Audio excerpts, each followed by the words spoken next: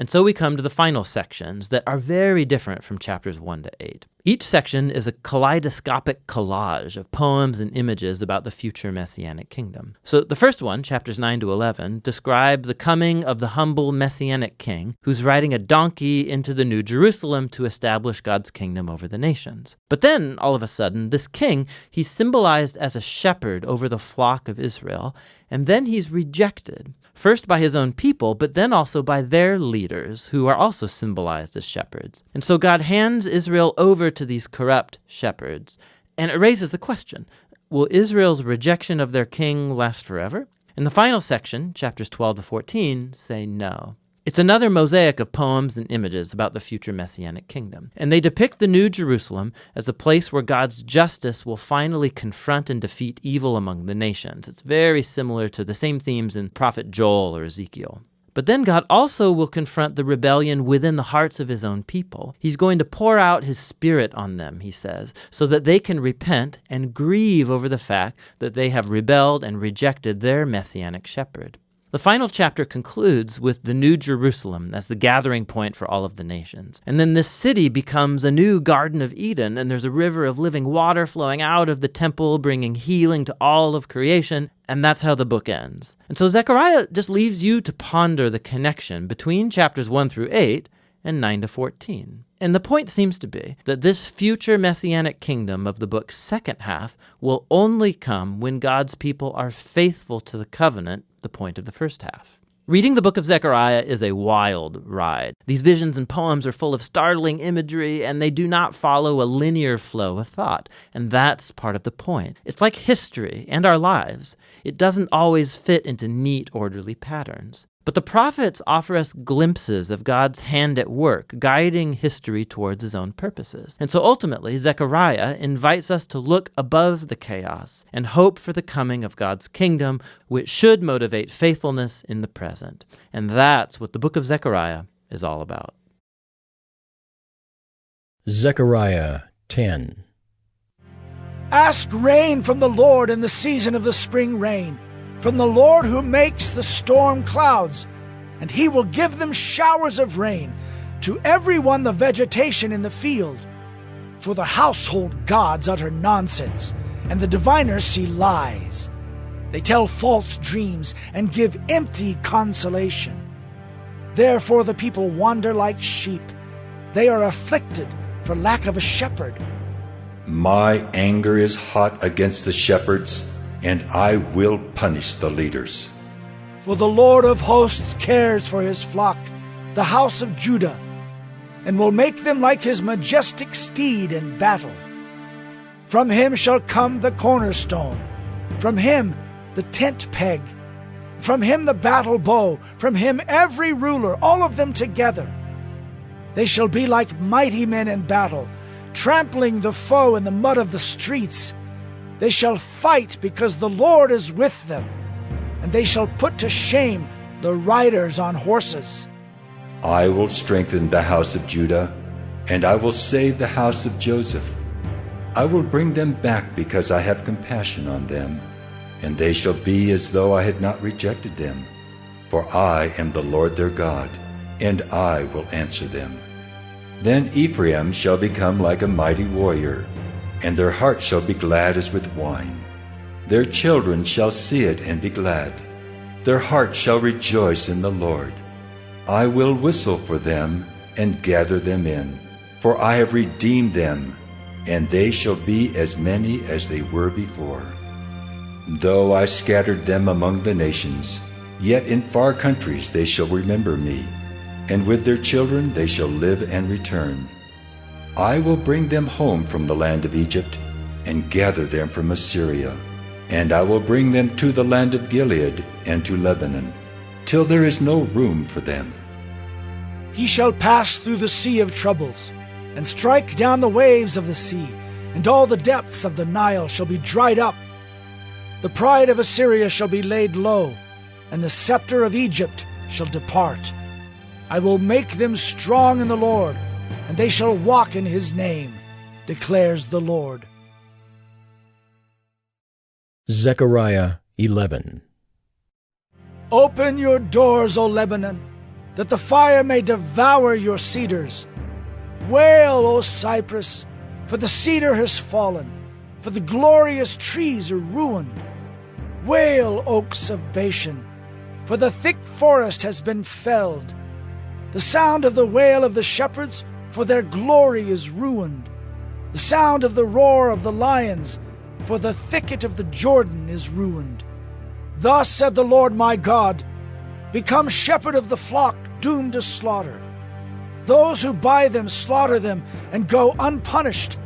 And those who sell them say, Blessed be the Lord, I have become rich. And their own shepherds have no pity on them. For I will no longer have pity on the inhabitants of this land, declares the Lord. Behold, I will cause each of them to fall into the hand of his neighbor, and each into the hand of his king, and they shall crush the land, and I will deliver none from their hand. So I became the shepherd of the flock, doomed to be slaughtered by the sheep traders. And I took 2 staffs, one I named Favor, the other I named Union, and I tended the sheep. In 1 month I destroyed the 3 shepherds. But I became impatient with them, and they also detested me. So I said, I will not be your shepherd. What is to die, let it die. What is to be destroyed, let it be destroyed. And let those who are left devour the flesh of one another. And I took my staff, Favor, and I broke it, annulling the covenant that I had made with all the peoples. So it was annulled on that day, and the sheep traders, who were watching me, knew that it was the word of the Lord. Then I said to them, If it seems good to you, give me my wages, but if not, keep them. And they weighed out as my wages 30 pieces of silver. Then the Lord said to me, Throw it to the potter. The lordly price at which I was priced by them. So I took the 30 pieces of silver and threw them into the house of the Lord, to the potter. Then I broke my second staff, Union, annulling the brotherhood between Judah and Israel. Then the Lord said to me, Take once more the equipment of a foolish shepherd. For behold, I am raising up in the land a shepherd who does not care for those being destroyed, or seek the young, or heal the maimed, or nourish the healthy, but devours the flesh of the fat ones, tearing off even their hoofs. Woe to my worthless shepherd, who deserts the flock! May the sword strike his arm and his right eye. Let his arm be wholly withered, his right eye utterly blinded. Zechariah 12. The burden of the word of the Lord concerning Israel. Thus declares the Lord, who stretched out the heavens and founded the earth and formed the spirit of man within him. Behold, I am about to make Jerusalem a cup of staggering to all the surrounding peoples. The siege of Jerusalem will also be against Judah. On that day I will make Jerusalem a heavy stone for all the peoples. All who lift it will surely hurt themselves, and all the nations of the earth will gather against it. On that day, declares the Lord, I will strike every horse with panic, and its rider with madness. But for the sake of the house of Judah I will keep my eyes open, when I strike every horse of the peoples with blindness. Then the clans of Judah shall say to themselves, The inhabitants of Jerusalem have strength through the Lord of hosts their God. On that day I will make the clans of Judah like a blazing pot in the midst of wood, like a flaming torch among sheaves. And they shall devour to the right and to the left all the surrounding peoples, while Jerusalem shall again be inhabited in its place in Jerusalem. And the Lord will give salvation to the tents of Judah first, that the glory of the house of David and the glory of the inhabitants of Jerusalem may not surpass that of Judah. On that day the Lord will protect the inhabitants of Jerusalem, so that the feeblest among them on that day shall be like David, and the house of David shall be like God, like the angel of the Lord going before them. And on that day I will seek to destroy all the nations that come against Jerusalem. And I will pour out on the house of David and the inhabitants of Jerusalem a spirit of grace and pleas for mercy, so that when they look on me, on him whom they have pierced, they shall mourn for him, as one mourns for an only child, and weep bitterly over him, as one weeps over a firstborn. On that day the mourning in Jerusalem will be as great as the mourning for Hadad-rimmon in the plain of Megiddo. The land shall mourn, each family by itself, the family of the house of David by itself, and their wives by themselves, the family of the house of Nathan by itself, and their wives by themselves, the family of the house of Levi by itself, and their wives by themselves, the family of the Shimeites by itself, and their wives by themselves, and all the families that are left, each by itself, and their wives by themselves. Zechariah 13. On that day there shall be a fountain opened for the house of David and the inhabitants of Jerusalem, to cleanse them from sin and uncleanness. And on that day, declares the Lord of hosts, I will cut off the names of the idols from the land, so that they shall be remembered no more. And also I will remove from the land the prophets and the spirit of uncleanness. And if anyone again prophesies, his father and mother who bore him will say to him, You shall not live, for you speak lies in the name of the Lord. And his father and mother who bore him shall pierce him through when he prophesies. On that day every prophet will be ashamed of his vision when he prophesies. He will not put on a hairy cloak in order to deceive, but he will say, I am no prophet. I am a worker of the soil, for a man sold me in my youth. And if one asks him, What are these wounds on your back? He will say, The wounds I received in the house of my friends. Awake, O sword, against my shepherd, against the man who stands next to me, declares the Lord of hosts. Strike the shepherd, and the sheep will be scattered. I will turn my hand against the little ones. In the whole land, declares the Lord, 2/3 shall be cut off and perish, and 1/3 shall be left alive. And I will put this third into the fire, and refine them as one refines silver, and test them as gold is tested. They will call upon my name, and I will answer them. I will say, They are my people. And they will say, The Lord is my God. Zechariah 14.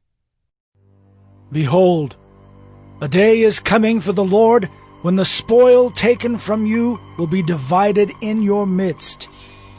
For I will gather all the nations against Jerusalem to battle, and the city shall be taken, and the houses plundered, and the women raped. Half of the city shall go out into exile, but the rest of the people shall not be cut off from the city. Then the Lord will go out and fight against those nations, as when he fights on a day of battle. On that day, his feet shall stand on the Mount of Olives that lies before Jerusalem on the east, and the Mount of Olives shall be split in two from east to west by a very wide valley, so that one half of the mount shall move northward, and the other half southward. And you shall flee to the valley of my mountains, for the valley of the mountains shall reach to Azel, and you shall flee as you fled from the earthquake in the days of Uzziah king of Judah. Then the Lord my God will come, and all the holy ones with him. On that day there shall be no light, cold, or frost. And there shall be a unique day, which is known to the Lord, neither day nor night, but at evening time there shall be light. On that day Living waters shall flow out from Jerusalem, half of them to the eastern sea, and half of them to the western sea. It shall continue in summer as in winter, and the Lord will be king over all the earth. On that day the Lord will be one, and his name one. The whole land shall be turned into a plain, from Geba to Rimmon, south of Jerusalem. But Jerusalem shall remain aloft on its site, from the gate of Benjamin to the place of the former gate, to the corner gate, and from the tower of Hananel to the king's winepresses. And it shall be inhabited, for there shall never again be a decree of utter destruction. Jerusalem shall dwell in security, and this shall be the plague with which the Lord will strike all the peoples that wage war against Jerusalem. Their flesh will rot while they are still standing on their feet. Their eyes will rot in their sockets, and their tongues will rot in their mouths. And on that day a great panic from the Lord shall fall on them, so that each will seize the hand of another, and the hand of the one will be raised against the hand of the other. Even Judah will fight at Jerusalem, and the wealth of all the surrounding nations shall be collected, gold, silver, and garments in great abundance. And a plague like this plague shall fall on the horses, the mules, the camels, the donkeys, and whatever beasts may be in those camps. Then everyone who survives, of all the nations that have come against Jerusalem, shall go up year after year to worship the King, the Lord of hosts, and to keep the Feast of Booths. And if any of the families of the earth do not go up to Jerusalem to worship the King, the Lord of hosts, there will be no rain on them. And if the family of Egypt does not go up and present themselves, then on them there shall be no rain. There shall be the plague with which the Lord afflicts the nations that do not go up to keep the Feast of Booths. This shall be the punishment to Egypt, and the punishment to all the nations that do not go up to keep the Feast of Booths. And on that day there shall be inscribed on the bells of the horses, Holy to the Lord.